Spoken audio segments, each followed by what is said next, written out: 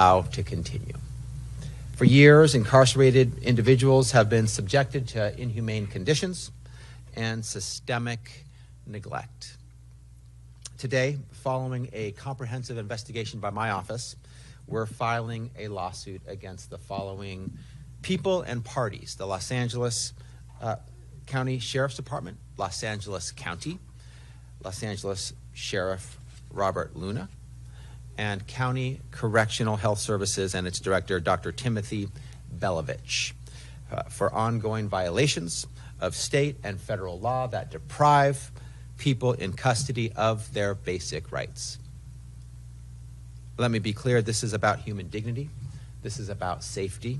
This is about justice for those who are in our care.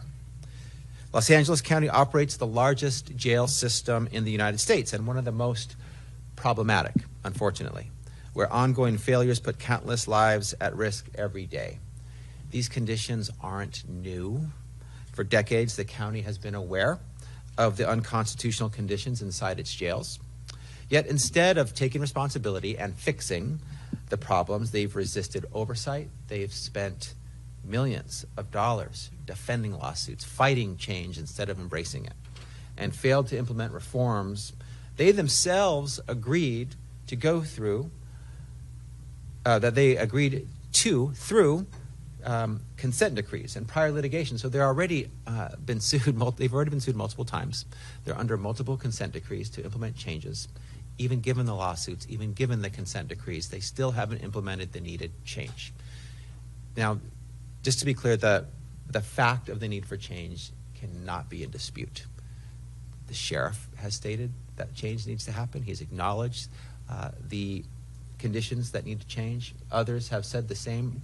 Independent reviews and reporters have indicated that it is essentially a humanitarian crisis inside the LA County jails. Yet we are here today because the LA County Sheriff's Department, instead of making the changes, wants to fight, knowing that they need to make the changes.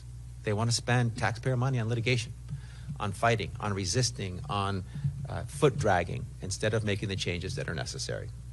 To this day, conditions inside Los Angeles County jails are still inhumane, and they include some of the following: filthy and unsafe facilities with broken plumbing, with infestations of rats and roaches, and inadequate access to drinking and bathing water. Basics. They include spoiled, moldy meals. Little to no access to basic hygiene supplies, including soap and toilet paper, menstrual products, and unsoiled clothing and bedding. Nearly constant confinement in cells, which contributes to both physical and mental deterioration. And inadequate or delayed medical, dental, and mental health care, leading to preventable injuries, suffering, and, yes, deaths.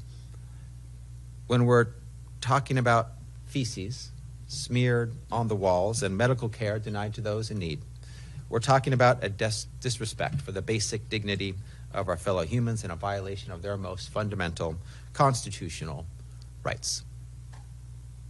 Healthcare failures in these facilities are so severe that one of the county's own oversight bodies has called it, as I mentioned before, a humanitarian crisis. Right here in Los Angeles, in county jails, the sheriff's department, the sheriff, LA County know about it, and they're not making the changes. Unacceptable. And most alarming, people are dying. In the last 4 years, there have been more than 206 deaths inside the jails, and more than 40% were caused by preventable circumstances, including suicides, homicides, and overdoses. 85 human beings lost their lives unnecessarily. And these numbers continue to rise. Over the years, county leadership has repeatedly directed the Los Angeles County Sheriff's Department to strengthen narcotics enforcement inside jails and conduct more comprehensive searches of staff and of visitors, yet overdoses and deaths persist. Just this past May, the Board of Supervisors directed Sheriff Luna and Dr. Belovich to investigate the causes behind the rising number of deaths in Los Angeles County jails. But they continue to drag their feet to the detriment of far too many. We can't wait any longer. We need comprehensive reform, and we need it now. And that's what this lawsuit is about. My office has worked collaboratively with other law enforcement agencies, and we've done this across the state to address systemic failures. And we've seen meaningful reform where agencies act in good faith, partner with us, collaborate, work together to accomplish a goal and solve a problem and implement the needed reform. That's the way it should be. Unfortunately, that is not the case here. So we're left with no choice but to sue and seek injunctive and declaratory relief that would require Los Angeles County to do the following: to provide constitutionally adequate medical, dental, and mental health care, protect incarcerated persons from unreasonable risk of harm, maintain safe, humane, and habitable conditions, respect the dignity and the health of incarcerated individuals, ensure health care requests are addressed promptly and fully, provide reasonable accommodations and equal access to services for people with disabilities, and ensure access to language services for those with limited English proficiency. I'd prefer, to be clear, I'd prefer collaboration over litigation. But the county has left us with no choice, so litigation it is. We've seen as recently as last month what happens when law enforcement agencies proactively work with our office to improve. In Torrance, the city and the Torrance Police Department sought an independent review after deeply concerning misconduct among officers. They reached out to us. They knew they had a problem. They were right, and they reached out to us to help solve it. Together, we established a set of enforceable reforms to address our publicly reported findings, and the city agreed to have its implementation of these necessary reforms overseen by an independent monitor to improve accountability, policies, and community trust. That's the way to do it. And we were in this very room not long ago with Torrance's police chief announcing that reform, that path forward, that collaboration to acknowledge problems and confront them and fix them together. That's the way it should be. Where Torrance stepped up, Los Angeles County has stood still. They've refused to meet even the most basic constitutional standards. That's why we also recently had to ask a court to put in place a receivership over Los Angeles County's juvenile halls, because they too, rather than make progress on the needed reform, have stood still, and unacceptable conditions remain there as well. So make no mistake, my office will continue to step in to protect vulnerable populations and ensure meaningful reform when necessary. And it is necessary here in Los Angeles County in the Los Angeles Sheriff's Department. Today's lawsuit is just one example of that commitment and of that promise. We know that reform is achievable when agencies engage in good faith collaboration, but we won't hesitate to go to court when they refuse to act. The Los Angeles County Sheriff's Department has refused to act, and so we are in court. While the Los Angeles County Sheriff's Department made some improvements to its policing practices during the course of our investigation, these have primarily come from the county's compliance with other court orders. And these haven't put an end to the unsafe and unconstitutional conditions that continue to persist in its jail system. So I do want to acknowledge there have been some improvements in some areas, mostly on patrol. And those are important. We acknowledge them. We're grateful for them. That is the right path forward. But there has not been nearly enough progress with respect to the jails and the conditions of confinement, which means that after years of engagement, we're left with no choice but to go to court to make these necessary changes happen. There are still unsafe and unconstitutional conditions that continue to persist in the jail system. That cannot continue. It will change. It must change. Our lawsuit will be the driving impetus to make those changes reality.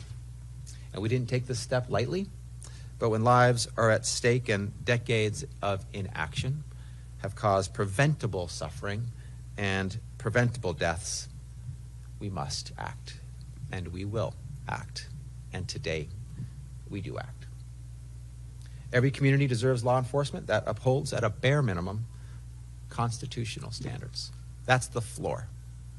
Every person in custody deserves safety, health care, dignity. They deserve conditions that will prepare them to re-enter society and provide rehabilitation for those serving sentences. This benefits all of California. This lawsuit is about accountability, it's about transparency, it's about justice, and we are here to ensure basic rights, fundamental rights, are upheld. As California's chief law enforcement officer, I'm committed to ensuring that every Californian is treated with care, dignity, and protections they deserve, regardless of their custody status. And so that's what this lawsuit is about. I'm grateful for my team getting us to this point. I'm happy to answer any questions in a moment, but before I do, I want to acknowledge and thank the team members in my office that got us to this moment, working hard, working overtime on behalf of the people of California, and making sure that we have constitutionally compliant, legally compliant conditions in LA County here in the Sheriff's Department, which we do not yet have, but with our lawsuit we will. And I want to thank Yasmin Manners, Caitlin Weisberg, Tanya Sukija Cohen, Dominique Alcaraz, Joshua Piovia Scott, Shirley Sullinger, Cherokee Melton, Srividya Panchalam, Virginia Corrigan, Michael Newman, Daniel O'Bannon, Damon Brown, and so many others that have worked on this investigation over the course of the years. LA County is the largest county in the nation. This is a big sheriff's department. It's the largest in the nation. And so we've been digging in, reviewing and investigating to get to this point, and we have emerged with this very important complaint in state court to make sure that the necessary changes are made. And with that, I'm happy to answer any questions that you might have. Hi.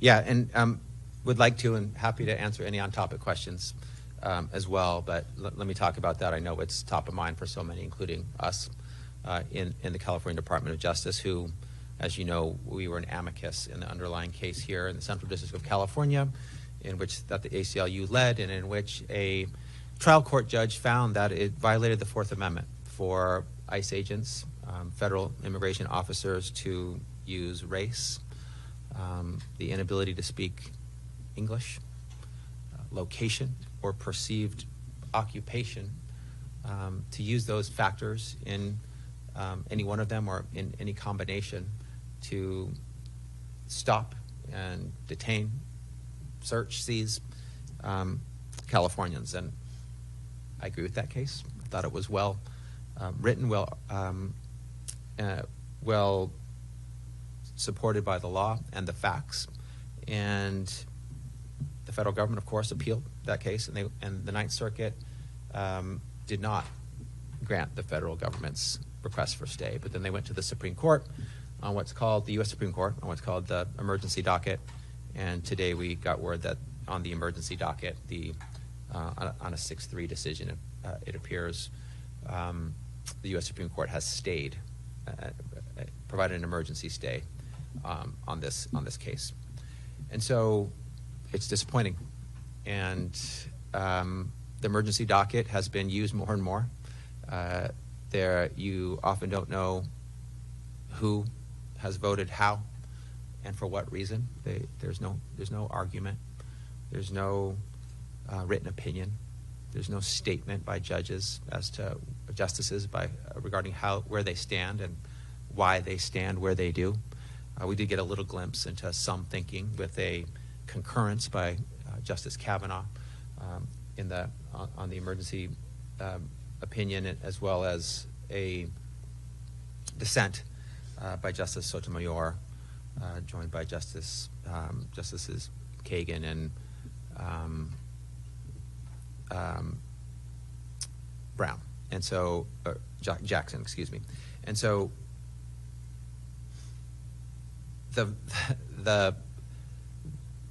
we don't know the reason that the 6 judges decided on this. We may never know, but we do know because he told us Justice Kavanaugh's decision, and it's very disturbing. And I think Justice Sotomayor sort of captures where it leaves us if you follow Justice Kavanaugh's decision, again, which might not be the majority's rationale. And she says, we ought not live in a government or in a nation where the government can seize you because you appear Latino, because you speak Spanish, or because you appear to have a low-wage job. And I couldn't agree more. We shouldn't live in a country like that. And that's what the lower court's decision was about, making sure that we don't live in a country like that. And we'll see what happens next. This is, an emergency petition. The U.S. Supreme Court could have stayed out of it and allowed the lower court proceedings to continue, but they decided that they wanted to weigh in. I'll also acknowledge that the U.S. Supreme Court has recently said that you can't consider race in college admissions when it could be one factor among many to tackle historical discrimination, to address personal racial discrimination in an applicant's life. You can't consider it. But you can consider race when in a city like LA, where there are so many Latino Californians lawfully present, following the law. You can use race as a factor to discriminate potentially against Angelenos and Californians based on race. So how they prevent the use of race to tackle discrimination but allow the use of race to potentially discriminate is disturbing, and it is troubling. So those are some of my thoughts on the opinion.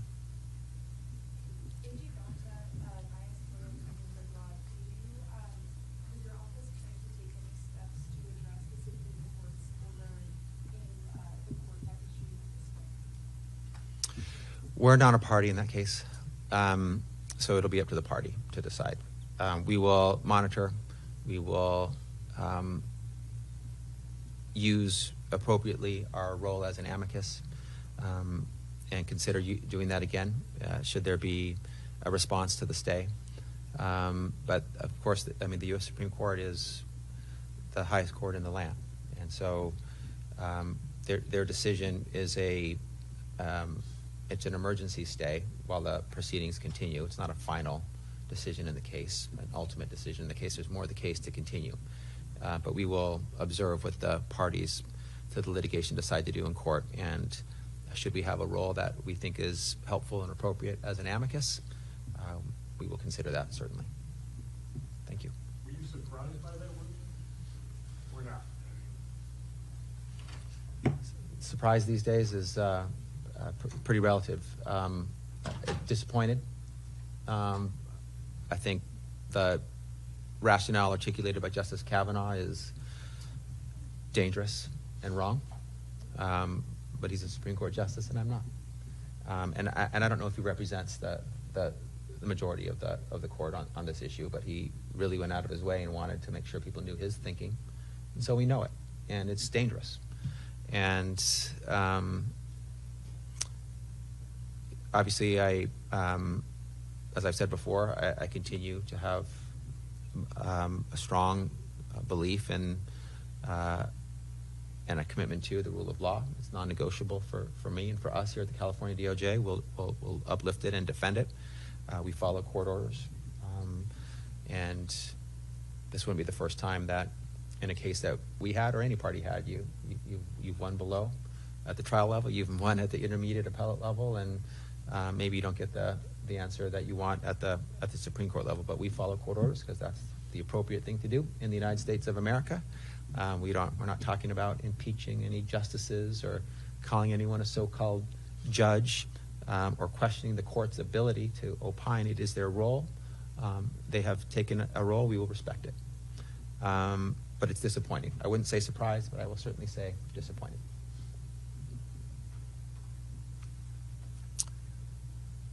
Any other questions?